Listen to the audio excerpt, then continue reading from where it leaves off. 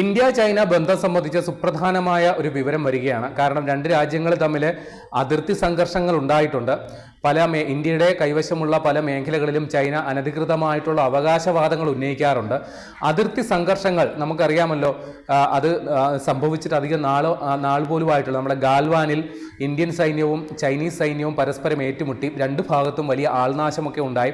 അപ്പോൾ ഇതിനുശേഷം രണ്ട് ഭാഗത്തു നിന്നും സൈനിക തലത്തിലും നയതന്ത്ര തലത്തിലും വലിയ ചർച്ചകളൊക്കെ നടത്തി ആ പ്രശ്നം പരിഹരിക്കപ്പെട്ടു. ഇപ്പോൾ രണ്ട് കൂട്ടരും അതിർത്തിയിൽ പരസ്പര ധാരണയോടെ സഹകരണത്തോടെ മുന്നോട്ട് പോകുന്നു എന്നുള്ളതാണ് വിവരം.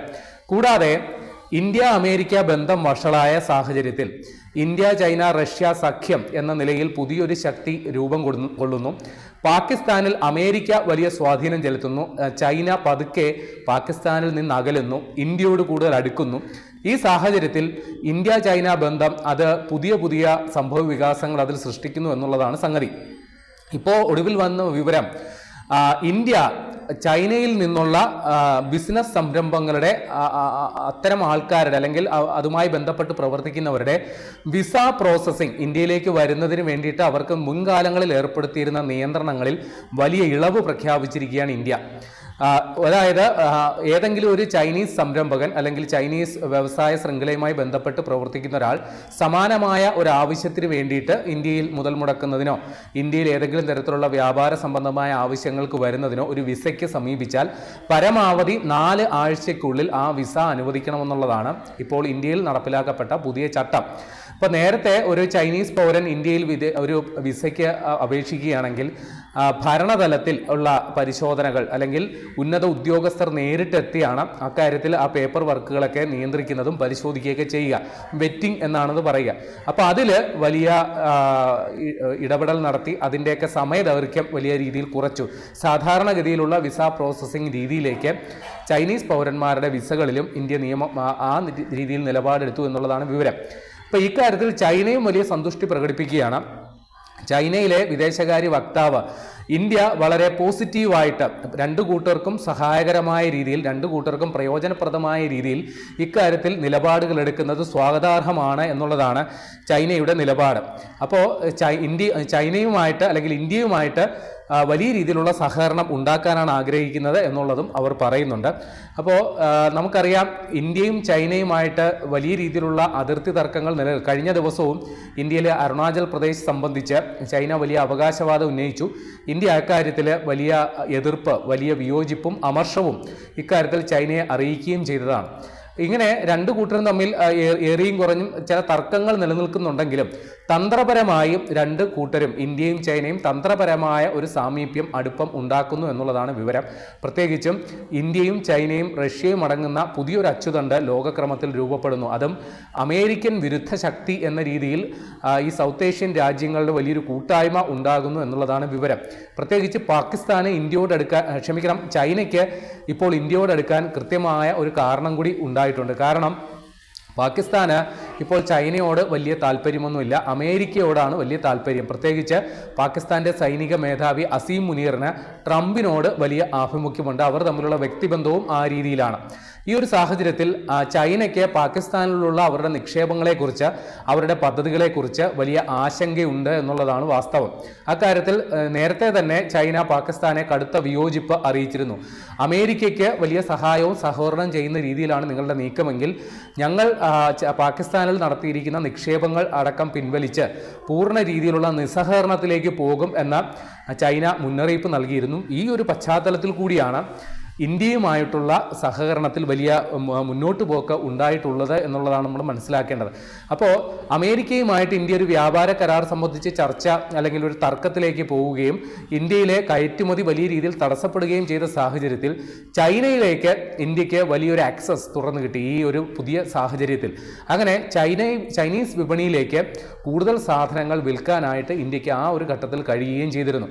പക്ഷേ കണക്കുകൾ പരിശോധിക്കുമ്പോൾ രണ്ട് രാജ്യങ്ങളും തമ്മിലുള്ള വ്യാപാര ഇടപാട്, കയറ്റുമതി ഇറക്കുമതി തമ്മിൽ വലിയ അന്തരമുണ്ട്. കഴിഞ്ഞ സാമ്പത്തിക വർഷം 2024-25 സാമ്പത്തിക വർഷത്തിൽ ഏതാണ്ട് $127.71 ബില്യൺ വ്യാപാരമാണ് രണ്ട് രാജ്യങ്ങൾക്കിടയിൽ നടന്നതെങ്കിൽ ഇന്ത്യയുടെ കയറ്റുമതി അതിൽ വെറും $14.25 ബില്യൺ മാത്രമാണ്. എന്നാൽ നമ്മൾ ചൈനയിൽ നിന്ന് ഇറക്കുമതി ചെയ്യുന്നത് ഏതാണ്ട് 113.46 ബില്യൺ ഡോളറിൻ്റെ ഇറക്കുമതി നടത്തുന്നുണ്ട്. അപ്പോൾ ഇതിൻ്റെ അന്തരം എന്ന് പറയുന്നത് 99 ഏതാണ്ട് 100 കോടി രൂപയ്ക്ക് 100 ബില്യൺ ഡോളറിനടുത്തുള്ള അന്തരം. അതായത് ഇന്ത്യ അത്രയും സാധനങ്ങൾ ചൈനയിൽ നിന്ന് വ്യാപകമായി ഇങ്ങോട്ട് ഇറക്കുമതി ചെയ്തുകൊണ്ടിരിക്കുന്നു. അതിൽ പ്രധാനമായിട്ടും ഇലക്ട്രോണിക്സ് ഉൽപ്പന്നങ്ങളും മെഷീനറി, അതേപോലെ ഒപ്റ്റിക്കൽ ഫൈബർ കേബിൾ, ഫോട്ടോഗ്രാഫി സംബന്ധമായ സംഗതികൾ, പിന്നെ ചില മരുന്നുകൾ, പിന്നെ ചില മൊബൈൽ ഫോണുകൾ അടക്കമുള്ള ചില പുതിയ നൂതനമായ ഇലക്ട്രോണിക് സംവിധാനങ്ങൾ, ഇതൊക്കെയാണ് ചൈനയിൽ നിന്ന് വ്യാപകമായി ഇന്ത്യ ഇറക്കുമതി ചെയ്തുകൊണ്ടിരിക്കുന്നത്. അപ്പോൾ ഇന്ത്യയിലെ കാർഷിക ഉൽപ്പന്നങ്ങൾ അതിൻ്റെ വലിയൊരു വിപണിയാണ് ചൈന. അപ്പോൾ ഈ ഇന്ത്യ അമേരിക്ക ഒരു വ്യാപാര തർക്കത്തിലേക്ക് വന്നപ്പോൾ ഇന്ത്യയിലെ കാർഷിക ഉൽപ്പന്നങ്ങൾ വലിയ തോതിൽ ചൈനയിലേക്ക് കയറ്റി അയക്കാനായിട്ടുള്ള നടപടികളിലേക്ക് ചർച്ചകൾ നടന്നിരുന്നു. പക്ഷേ ചില പ്രായോഗിക ബുദ്ധിമുട്ടുകൾ ഇതുമായി ബന്ധപ്പെട്ടുണ്ട്. കാര്യം ഇന്ത്യയിലെ പല ഉൽപ്പന്നങ്ങളും ചൈനയിലും ആഭ്യന്തരമായി ഉൽപ്പാദിപ്പിക്കപ്പെടുന്നതാണ്. അപ്പോൾ ഈ ഒരു പ്രശ്നം നേരത്തെ നമ്മൾ ഈ ആസിയാൻ കരാറുമായി ബന്ധപ്പെട്ട് ഇന്ത്യയും ഇത് അനുഭവിച്ചതാണ്. ഇന്ത്യയിൽ ഉള്ള പല ഉൽപ്പന്നങ്ങളും കുറഞ്ഞ വിലയിൽ, എന്നാൽ കുറഞ്ഞ ഗുണനിലവാരം, അങ്ങനെ തന്നെ പറഞ്ഞതിൽ തെറ്റൊന്നുമില്ല, ചില കാർഷിക ഉൽപ്പന്നങ്ങളൊക്കെ നമ്മുടെ അയൽ രാജ്യങ്ങളിൽ നിന്നൊക്കെ ഇങ്ങോട്ടേക്ക് ഇറക്കുമതി ചെയ്തു. അപ്പോൾ ഇവിടുത്തെ പല ഉൽപ്പന്നങ്ങൾക്കും വിപണി നഷ്ടമാവുകയും മറ്റുമൊക്കെ ചെയ്തിരുന്നു. നമ്മുടെ കർഷകർക്ക് വലിയ അമർഷമൊക്കെ ഉണ്ടായിരുന്നു. അപ്പോൾ ഇതേ അവസ്ഥ തന്നെ ഇന്ത്യൻ കാർഷിക ഉൽപ്പന്നങ്ങൾ ചൈനയിലോട്ട് കൈമാറുമ്പോൾ അവിടുത്തെ ആഭ്യന്തരമായ ചില പ്രശ്നങ്ങളൊക്കെ ഉണ്ട്. പക്ഷേ ചൈനയെ നമുക്ക് അതിജീവിക്കണമെങ്കിൽ, അല്ലെങ്കിൽ ചൈനയെ മറികടക്കണമെങ്കിൽ അവരുടെ ഉൽപ്പന്നങ്ങൾക്ക് ബദലായിട്ടുള്ള ഉൽപ്പന്നങ്ങൾ നമുക്ക് സൃഷ്ടിക്കുക അല്ലാണ്ട് വേറെ നിവൃത്തിയില്ല. പ്രത്യേകിച്ചും പറഞ്ഞാൽ ഇലക്ട്രോണിക്സ് ഉൽപ്പന്നങ്ങൾ. ഇപ്പോൾ ആപ്പിൾ എന്ന് പറയുന്ന വലിയ ഐഫോൺ നിർമ്മാതാക്കൾ അവർ ചൈനയിൽ നിന്ന് ഇന്ത്യയിലേക്ക് കൂടുമാറുന്നുണ്ട്. സമാനമായി ചൈനയിൽ ഇതേപോലെ സ്ഥാപിച്ച വ്യവസായ ശൃംഖലകൾ പടുത്തുയർത്തിയിട്ടുള്ള പല ഇലക്ട്രിക്കൽ സംരംഭങ്ങളെയും അവരെ ഇന്ത്യയിലേക്ക് ക്ഷണിച്ചുകൊണ്ട് ഇന്ത്യ ചില നിലപാടുകളൊക്കെ എടുത്തിരുന്നു.